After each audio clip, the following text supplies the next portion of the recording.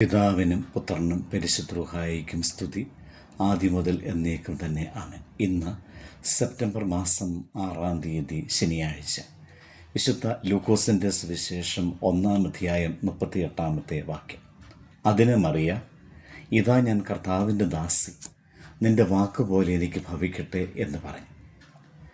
ദൈവ പദ്ധതിക്ക് ആമേൻ പറഞ്ഞതാണ് മറിയയുടെ ശ്രേഷ്ഠത. ദൈവഹിതത്തിന് സ്വയം ഏൽപ്പിച്ചത് മറിയയിൽ നിന്ന് വിശുദ്ധ കന്യക മറിയത്തിലേക്കുള്ളതായ യാത്ര യാഥാർത്ഥ്യമാക്കി. മറിയ തൻ്റെ ജീവിതത്തെ ദൈവത്തിൻ്റെ മുമ്പിൽ സ്വയം സമർപ്പിച്ച് ദൈവസന്നിധിയിൽ ദാസി എന്ന് വിളിക്കപ്പെടുവാൻ ആഗ്രഹിച്ചു. അവൾ തൻ്റെ സ്വന്തം ആഗ്രഹങ്ങളെയും ഭാവി പദ്ധതികളെയും വിട്ട് ദൈവത്തിൻ്റെ പദ്ധതിക്ക് കീഴടങ്ങി. ഇത് നമ്മെ പഠിപ്പിക്കുന്നത് ദൈവത്തിൻ്റെ മുമ്പിൽ വിനയത്തോടെ നിൽക്കുന്നതാണ് യഥാർത്ഥ വിശ്വാസത്തിൻ്റെ തുടക്കം എന്നതാണ്.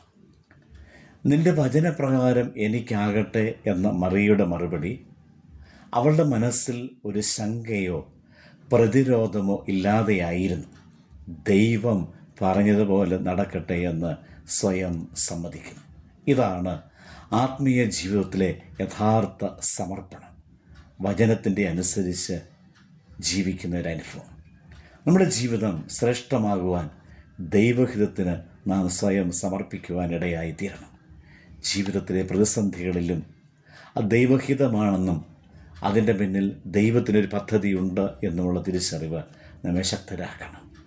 ദൈവഹിതം നിറവേറ്റപ്പെടുവാൻ ഏൽപ്പിക്കുമ്പോൾ ദൈവത്തിൻ്റെ കരുതലും കാവലും നമുക്കുണ്ടാകും എന്നത് തിരിച്ചറിയുക.